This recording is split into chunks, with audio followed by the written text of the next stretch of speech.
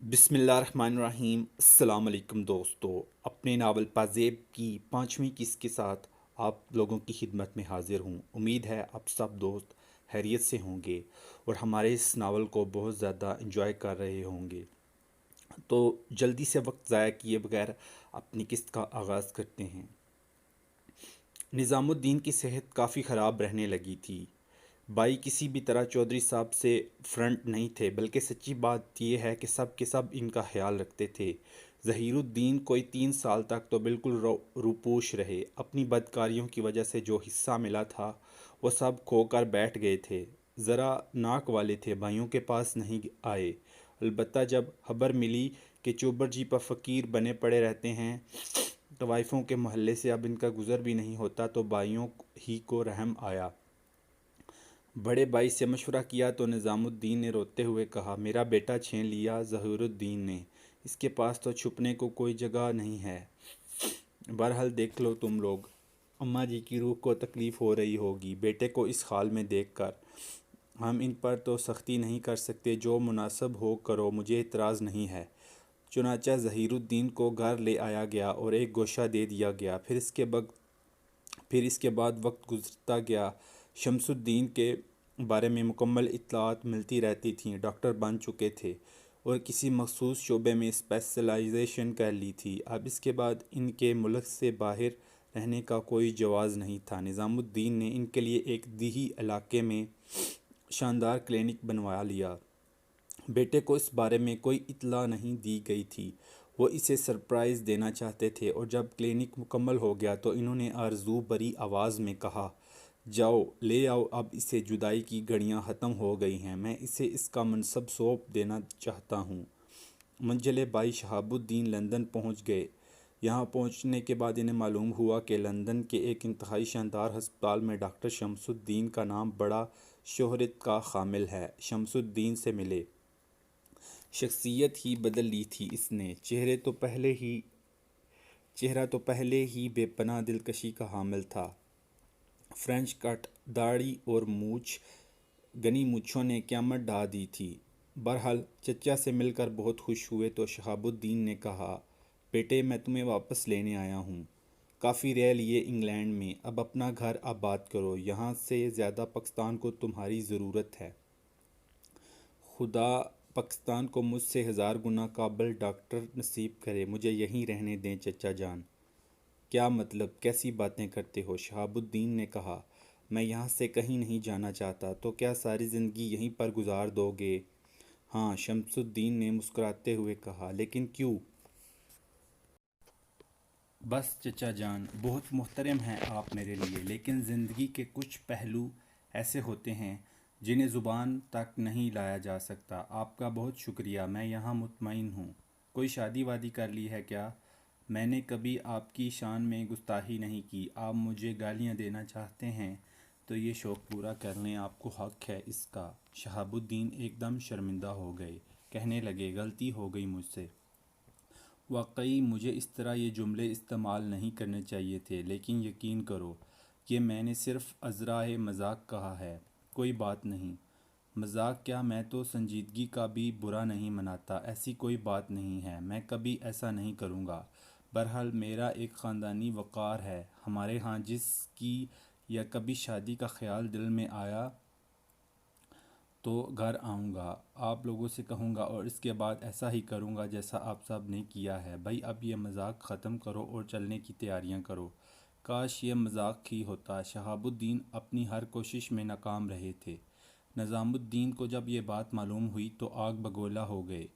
ٹھیک ہے، ہم بھی دیکھیں گے کب تک ناک لگاتے ہیں۔ ہم جانتے ہیں کہ انہوں نے وطن واپس آنے سے کیوں انکار کیا ہے۔ قصوروار نہیں مانتے انہیں، اس لیے کہ ساری آگ ظہیر الدین کی لگائی ہوئی ہے، مگر اب تو وہ سمجھدار ہو چکے ہیں، ڈاکٹر بن چکے ہیں، سمجھداری سے کام لینا چاہیے تھا انہیں۔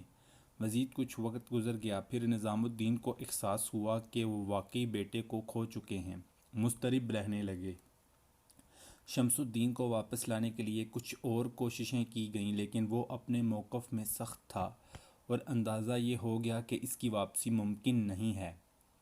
وقت گزرتا گیا، تقریباً 11-12 سال ہو گئے تھے اور شمس الدین کے انداز میں کوئی نرمی نہیں آئی تھی۔ رابطے ہوتے رہتے تھے لیکن شمس الدین کا فیصلہ اٹل تھا۔ باپ نے ہر طرح کی کوششیں کر لی تھیں اور آخرکار نظام الدین صاحب خود یورپ پہنچ گئے۔ بیٹے کے بالوں میں چاندی کے تار نظر آنے لگے تھے۔ باپ بیٹا آمنے سامنے ہوئے۔ شمس الدین نگاہیں جھکائے بیٹھے تھے۔ یہ ناراضگی آخر کیسی ہے؟ ناراضگی نہیں ہے۔ آپ یقین کیجئے ابا جی، تو پھر وطن واپسی سے گریز کیوں کر رہے ہو؟ اب تک آپ کے سامنے زبان نہیں کھولنا چاہتا۔ اگر میرے حکم کی کوئی حیثیت ہے تو میں حکم دیتا ہوں کہ مجھے بتاؤ۔ چچا ظہیر الدین مجھے کہیں لے گئے تھے، مجھے دھوکے سے شراب پلائی گئی اور اس کے بعد مجھے کسی کی آغوش میں پہنچا دیا گیا۔ باپ ہیں آپ میرے، لیکن آپ کے حکم کی تعمیل کر رہا ہوں۔ آپ نے مجھے حکم دیا تھا کہ یورپ کے رنگین رنگوں میں سست نہ ہو جاؤں۔ اس وقت بھی اور آج بھی آپ میرے کردار کی تحقیق کرا سکتے ہیں۔ وہ شراب مجھے دھوکے سے جو پلائی گئی تھی اور وہ ایک وجود جسے کوئی گندا لفظ دے کر میں قیامت تک اس کی توہین نہیں کر سکتا مجھ تک پہنچا دیا گیا تھا، وہ میری زندگی کا پہلا اور آخری مرحلہ تھا۔ میں نے اس سے پہلے یا اس کے بعد نہ شراب کو اور نہ ہی ایسے کسی وجود کو اپنے قریب آنے دیا۔ میں نے آپ کے خون سے ایک کردار تعمیر کیا۔ برائی یورپ نے مجھ پر نہیں لاد دی، بلکہ میرے اپنے وطن میں میرے ساتھ یہ ناانصافی کی گئی۔ میں وہاں نہیں جانا چاہتا کیونکہ مجھے وہاں جانے کے بعد اپنا ماضی یاد آئے گا اور ہو سکتا ہے دوبارہ کسی کی مدد کے بغیر وہاں جا پہنچوں، کیونکہ میں اپنے وجود کی ساری دلکشی وہاں چھوڑ آیا ہوں۔ معافی چاہتا ہوں، اس گستاخی پر بھی شاید کبھی اپنے آپ کو معاف نہ کر سکوں۔ مگر اس کا کوئی تو حل ہونا چاہیے، نظام الدین نے کہا۔ حل ہے؟ شمس الدین پتھرائے ہوئے لہجے میں بولا۔ جہاں تک میرا علم ہے، ہیرا منڈی میں ہیرے فروخت ہوتے ہیں، انسانی شکل میں۔ میں چاہتا ہوں کہ اگر کسی کو میرا شریک حیات بنایا جائے تو یہ وہی خاتون ہو اور انہیں ہی میرا شریک حیات بنایا جائے۔ اگر آپ چاہتے ہیں کہ میں ایک نارمل زندگی گزاروں۔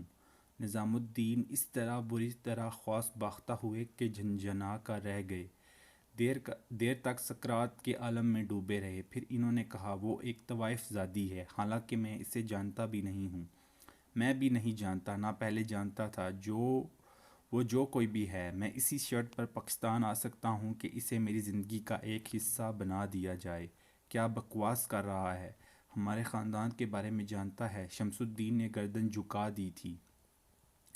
تو ایک طوائف زادی سے شادی کرے گا؟ بول۔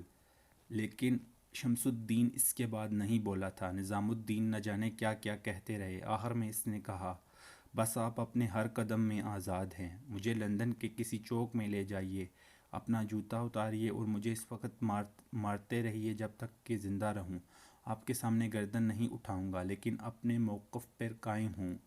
نظام الدین کو شمس الدین کے منہ سے پتھر کے ٹکڑے گرتے ہوئے محسوس ہوئے تھے اور انہیں اندازہ ہو گیا تھا کہ ان پتھروں سے کبھی پانی نہیں نکلے گا، چنانچہ صبر کر کے گھر واپس آ گئے تھے۔ وقت گزر رہا تھا۔ اکرام کا وہی طور تھا، نہا دھو کر کپڑے بدل کر باہر نکلتا اور شمشیرہ بیگم اسے دیکھ کر خون کے آنسو روتی رہتی تھیں۔ ویسے انہیں اور بھی بہت سے کام تھے، اکرام ان کی اکلوتی الجھن نہیں تھا، لیکن نئی نئی خبریں ملتی تھیں۔ اکرام نے گھر کے کام کاج بھی چھوڑ دیے تھے۔ پہلے گھر کی صفائی اس کے ذمہ تھی، لیکن اب کسی چیز کو بھی ہاتھ نہیں لگاتا تھا۔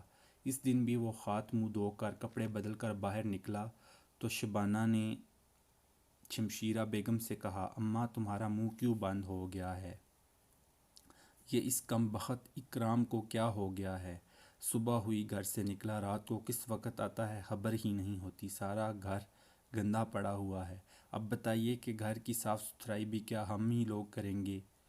کیا بتاؤں بچی، کیا ہوا اس گھر کا؟ ایک سانپ ہماری آنکھوں کے سامنے پھنکارتا پھر رہا ہے۔ ارے ڈسے گا اور ایسا ڈسے گا کہ پانی بھی نہیں مانگ سکیں گے ہم لوگ۔ بھاڑ میں جائے سانپ اور بھاڑ میں جائے سب کچھ۔ میرے کمرے کی صفائی کون کرے گا؟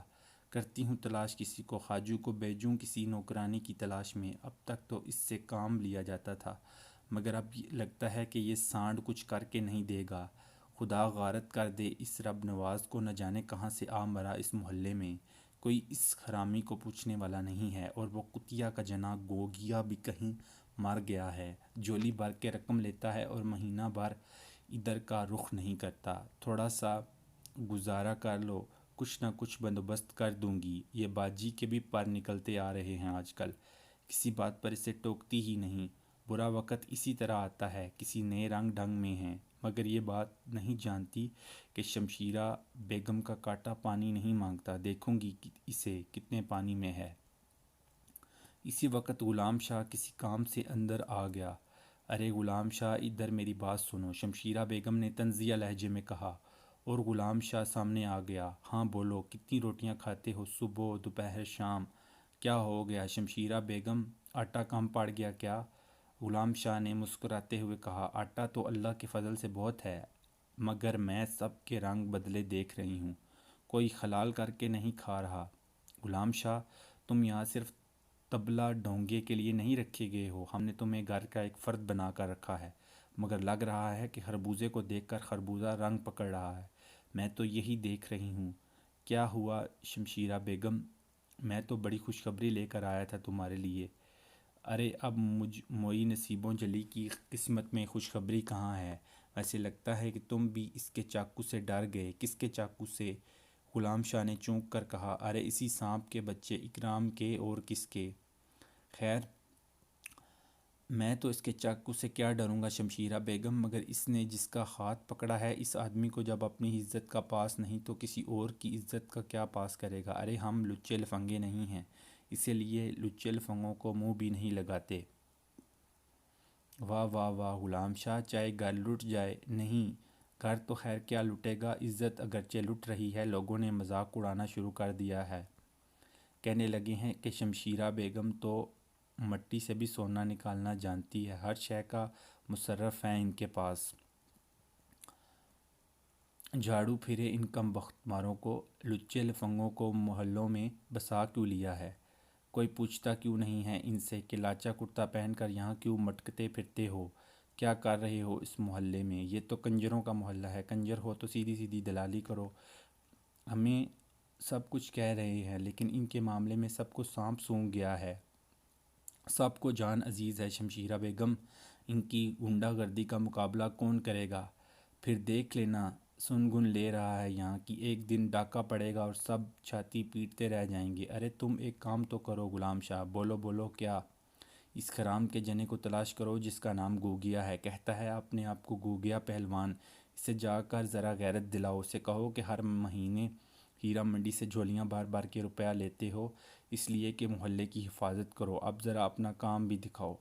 تم کہتی ہو تو چلا جاؤں گا، سوچ لو، لوگوں کو سمجھاؤ کہ انہیں محلے سے بھگائیں، سبھی کو خطرہ ہے، ہاں ایک ہم اکیلے تو نہیں ہیں۔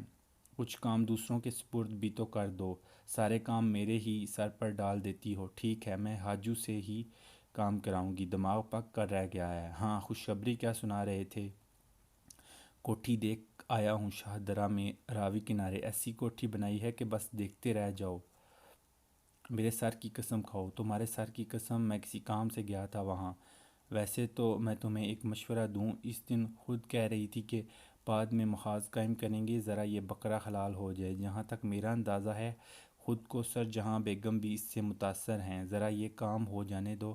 اگر ہم نے فوراً ہی کچھ کارروائی شروع کی تو کہیں ہتھے سے نہ اکھڑ جائے، کوثر جہاں بگڑ گئی تو فضلی صاحب کو ہاتھ سے نکال دے گی۔ ہاں بالکل ٹھیک کہہ رہے ہو غلام شاہ، اور پھر تم تو ایک تجربہ کار جنرل ہو، تجربہ کار جنرل کو بڑی ہوشیاری سے فوجیں لڑانی پڑتی ہیں۔ شمشیرہ بیگم نے کہا، ارے کیا کروں غلام شاہ، کوئی ساتھ نہیں دیتا، ورنہ ہیرا منڈی کے سارے چراغ بجھا دوں، اور پھر اس بالشت بھر کے لڑکے نے الگ نچا رکھا ہے۔ خیر کوئی بات نہیں، دیکھتی ہوں آگے آگے کیا ہوتا ہے۔ اور اس کے بعد در حقیقت شمشیرہ بیگم نے چولہا بدل لیا۔ اکرام کے رنگ ڈھنگ دیکھتی تو حلق خشک ہو جاتا تھا، پورے بدن میں آگ سلگنے لگتی تھی۔ کیا شان و شوکت ہوتی جا رہی تھی اس کی، قیمتی سے قیمتی لباس نواب زادہ لگنے لگا تھا۔ کوثر جہاں اسے دیکھتی تو آنکھوں میں چراغ جل اٹھتے۔ کوثر جہاں اب رب نواز سے پوری طرح مطمئن تھی، اسے اب دنیا کی باتوں کی کوئی فکر نہیں تھی۔ شمشیرہ بیگم نے اپنی زبان پر تالا لگا رکھا تھا۔ ادھر نعمان فضلی دہلیز کے کتے بنے ہوئے تھے، روز کوئی نہ کوئی تحفہ لے کر آتے، کبھی کنگن اور کبھی کانوں کے آویزے۔ اتنا کچھ لا کر رکھ دیا تھا انہوں نے اس دوران کہ شمشیرہ بیگم کی آنکھیں کھل گئی تھیں۔ پھر کوٹھیوں اور جائیدادوں کا حساب الگ تھا۔ بہرحال شمشیرہ بیگم کی اس کیفیت سے اکرام کو پورا فائدہ پہنچا تھا۔ شمشیرہ بیگم ہر چیز برداشت کر رہی تھیں، اس امید پر کہ بس ذرا ان کا کام ہو جائے، پھر کوثر جہاں کو سنبھالا جائے، لیکن اسی وقت تک خاموشی اختیار کر لی تھی کہ جب تک یہ کام پورا نہ ہو جائے۔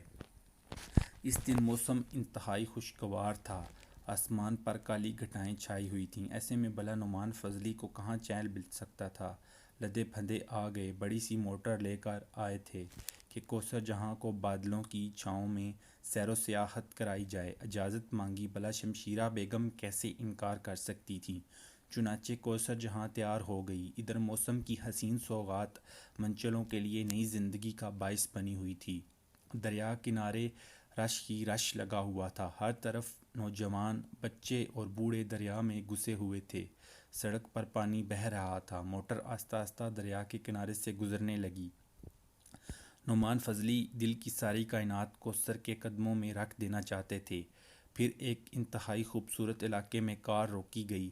سامنے ایک انتہائی حسین کوٹھی نظر آ رہی تھی۔ نعمان فضلی نے اس کوٹھی کی طرف اشارہ کرتے ہوئے کہا، کوثر جہاں، میں نہ تو شاعر ہوں اور نہ مصور اور نہ ہی کوئی فنکار، الفاظ کی بہت کمی ہے میرے پاس، لیکن کہا جاتا ہے کہ جذبات کو کسی بھی الفاظ میں بیان کر دیا جائے ان کی اہمیت کم نہیں ہوتی۔ آئیے میں آپ کو اپنے اس نامکمل گھر کی سیر کراؤں۔ یہ کس کی کوٹھی ہے؟